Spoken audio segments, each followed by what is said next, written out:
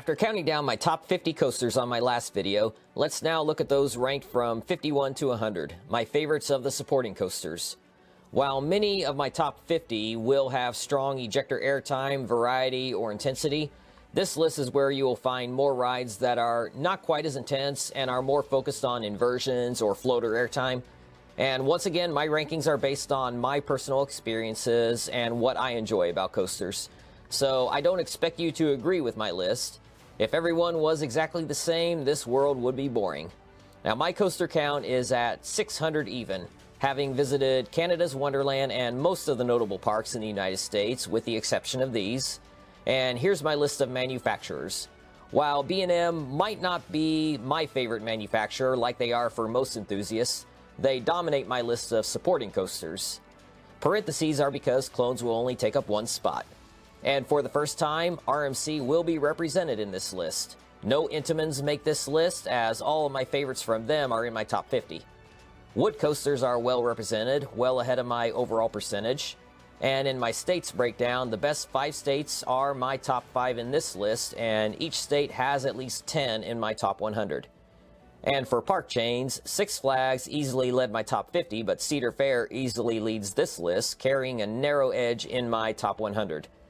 So let's get started with number 100, which is Prairie Screamer, the E&F High Miler at Traders Village in Grand Prairie, Texas. And it was my 600th coaster credit. This one-of-a-kind creation gives some shocking airtime and laterals. Every element feels janky in the best possible way. Big thanks to this flea market for saving this great coaster. 99 is White Lightning, the GCI Woody at Fun Spot Orlando. The layout is simple, but it gives some great airtime throughout, and it rides very smooth, and it rarely gets a line. 98 is Phoenix, the PTC Woody at Knoebels. Bring out the pitchforks for having it this low, but the lack of variety and the extremely long lines this always has, and the poor operating procedures, can only get this so high on my list.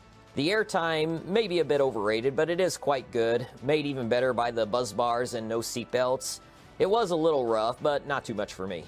97 is Hollywood Rip Ride Rockit at Universal Studios Orlando. It rides a bit rough in rows 3 or 6, but the front row especially gives insane airtime going into all 38 mid-course brake runs. It's got a great layout, and it's so much fun to be able to pick your own song. 96 is Apollo's Chariot at Busch Gardens, Williamsburg.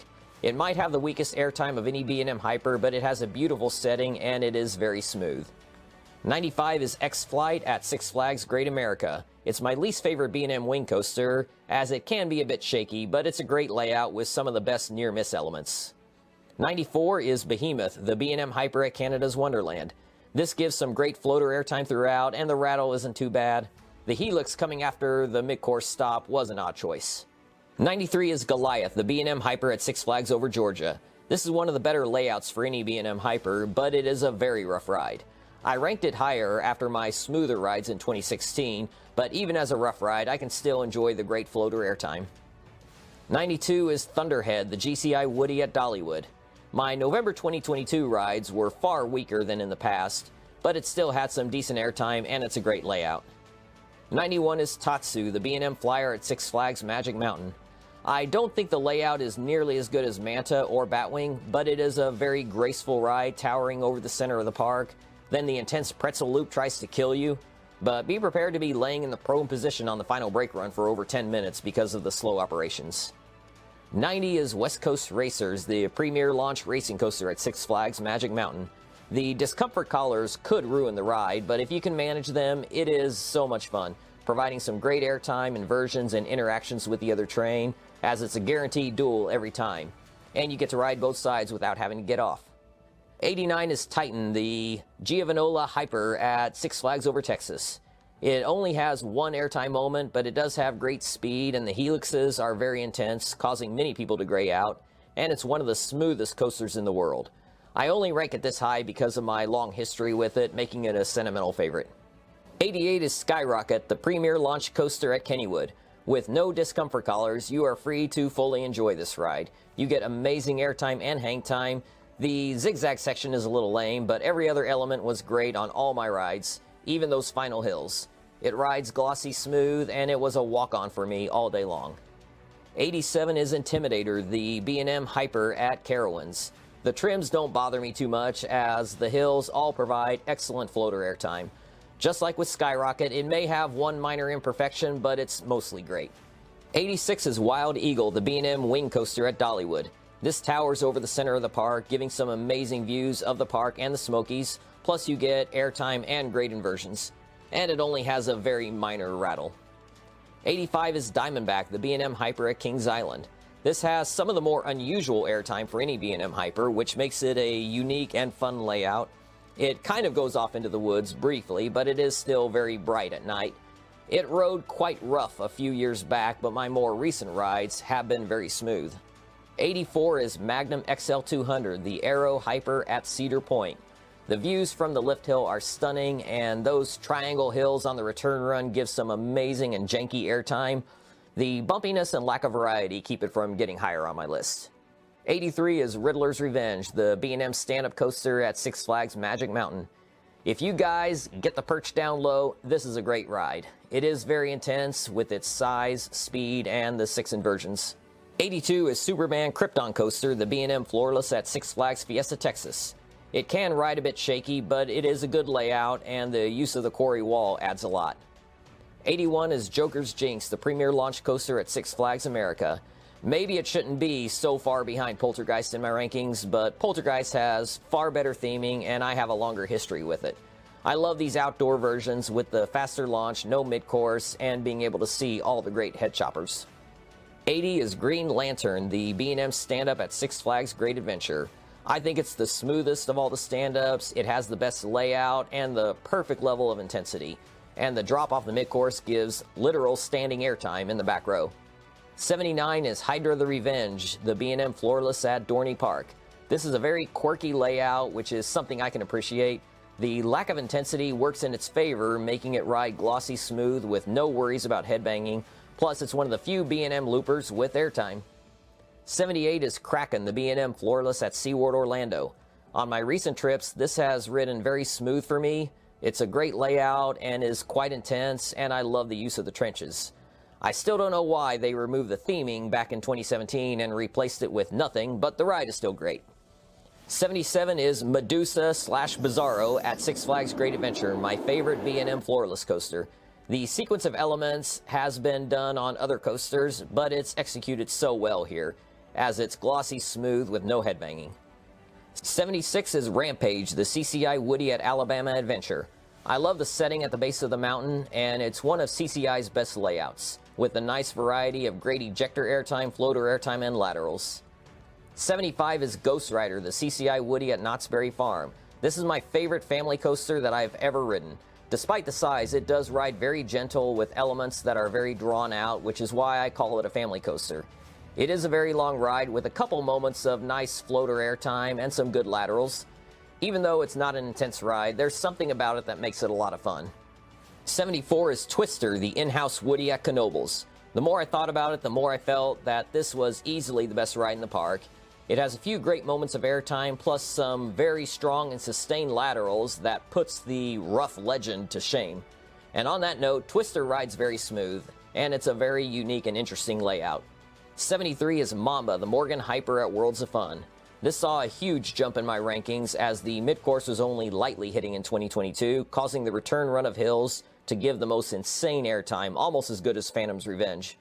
That's in addition to the sustained airtime and intense helix in the first half. 72 is Cornball Express, the CCI Woody at Indiana Beach. Don't let the smaller size fool you. This gives some insane airtime, sometimes mixed with laterals while wrapping around other rides, giving great visuals. It is so addictive, and the short lines have allowed for plenty of rides. Go for either the very back row or row 2 for the best rides. 71 is Shivering Timbers at Michigan's Adventure, my favorite CCI Woody. I look forward to getting back on this to see if I underrated it. But I loved my rides as it gave so much airtime on the hills of various shapes and sizes. It's a simple out and back layout with a helix at the end, but it's executed so well, and it wasn't rough for me. 70 is Nitro, the B&M Hyper at Six Flags Great Adventure. One of the best layouts for any B&M Hyper. It's got the most pure floater airtime and a very intense helix. It goes deep into the woods, making for great night rides. It's very smooth, and it's a very long ride. 69 is Renegade, the GCI Woody at Valley Fair. It has a unique drop and a very interesting layout. The rapid-fire elements and airtime all delivered for me on my only visit in 2019, and it wasn't too rough. 68 is Hang Time, the Gerstlauer Infinity Coaster at Knott's Berry Farm. The drop and speed hill later in the ride both provide insane ejector airtime, made even better by having lap bar restraints. Plus, it has great inversions and some hang time. It's a glossy, smooth ride, and it has a great light package at night. It would rank higher if it were a longer ride. 67 is Valravn, the B&M dive coaster at Cedar Point. The drops on these dive coasters are always great, but this has a better layout than the older ones, with more variety, including some airtime. My 2021 rides were glossy smooth, but it had been rattly in the past. 66 is Shikra, the B&M dive coaster at Busch Gardens, Tampa. The airtime does seem to be a little bit better, and this has always ridden glossy smooth for me. It has the old restraints, but because of the simple layout and smooth ride, I don't get headbanging with those restraints on this one. 65 is Dr. Diabolical's Cliffhanger, the B&M dive coaster at Six Flags Fiesta, Texas. It's one of the smaller ones, but the beyond vertical drop gives insane airtime, and it's an excellent layout. Plus, the theming and pre-show does add to it. 64 is Banshee, the B&M invert at Kings Island. This has one of the best layouts of any invert. It's a long ride with no mid-course brake run. It has the awesome vest restraints to eliminate headbanging. It's a terrain coaster and is very intense all the way up to that inline twist, which gives great hang time. It does have a rattle, which holds it down some. 63 is the RMC Raptor prototypes, Railblazer at California's Great America and Wonder Woman at Six Flags Fiesta, Texas. These keep sliding down my list as the sitting position and shoulder straps are quite uncomfortable and they don't ride smooth. But still, they do have very strong airtime and great pacing, which helps overcome the short ride duration. And in case you're wondering, Jersey Devil didn't even make my top 150. 62 is Texas Stingray, the GCI Woody at SeaWorld San Antonio. It has a straight drop instead of the normal curved drop, and it rides fairly smooth with great airtime. And like all GCIs, I recommend holding the lap bar up to keep from getting stapled. 61 is Yukon Striker at Canada's Wonderland, my favorite B&M dive coaster. It has a massive vertical drop into an underwater tunnel, and a more complete layout follows, with great positive forces and airtime. 60 is Leviathan, the B&M Giga Coaster, also at Canada's Wonderland. This is easily the smoothest of the B&M Gigas in my experience. The layout may not be as good as the others, but it has incredible speed and some good airtime moments. 59 is Orion, the B&M Giga Coaster at Kings Island. It's hard to decide between this and Leviathan. Orion does have a bit of a rattle and doesn't maintain its speed as well, but it's a better layout with more variety, with sideways and off-axis airtime. 58 is Candymonium at Hershey Park. It's one of the shorter B&M hypers, but it is my second favorite because it is quality over quantity. All the airtime delivers, including with that 5-second sustained floater hill, and I love that finale wrapping around the Kisses Fountain. 57 is Lightning Racer, the GCI Racing Woody at Hershey Park. The airtime isn't the strongest, but it does have some, and the guaranteed racing adds so much to it. The visuals and interactions are so much fun with all the racing, crossovers, and flybys, and these are very smooth rides. 56 is Kentucky Rumbler, the GCI Woody at Beach Bend. On my day, it delivered great airtime and had the perfect amount of roughness, and I think this is the best and most interesting layout of any GCI in the country. 55 is Mystic Timbers, the GCI Woody at Kings Island. I think it's a bit overrated because it is too smooth and follows a very simple path. However, the elements are all very well done, with airtime hills of different shapes and sizes, all in rapid-fire succession. 54 is The Beast at Kings Island. I haven't ridden it since the retracking, so this ranking is based on how it was before. Even with the straight track and no airtime, there's something so special about this ride that makes it stand out. It's a great experience going deep into the woods at such high speeds, made even better by the night ride. 53 is Full Throttle, the premier launch coaster at Six Flags Magic Mountain. It starts with a powerful launch, then that massive loop provides one of the best hang time moments anywhere, all while giving a beautiful upside-down view of the distant mountains. And there's a fun surprise later on. And I love that it is not a short ride. 52 is Viper, the Aero Mega Looper, also at Six Flags Magic Mountain. This is one of the most intense coasters there is, with incredible speed and forceful loops, which have given me my only lifetime blackout. My head is always spinning when we hit the mid-course, then the second half provides great hang time in the inversions. And finally, at number 51 is Copperhead Strike, the mock multi-launch coaster at Carowinds. The launches are weak, but most of the inversions provide excellent hang time, made even better by the lap bar restraints, and it also includes some great air time and rapid-fire transitions. It can have a bit of a rattle, but that didn't bother me. So that'll do it for the list of my coasters ranked numbers 51 to 100, representing these 31 parks. It does make me sad to see that Great Escape's Comet and San Diego's Manta are now out of my top 100 for the first time ever, but that also shows that even if one of your favorites didn't make my top 100, I might still love it, as I have to go well into the 400s to find anything that I'm just kind of neutral on. So let me know in the comments what you thought of this list and what some of your favorite supporting coasters are.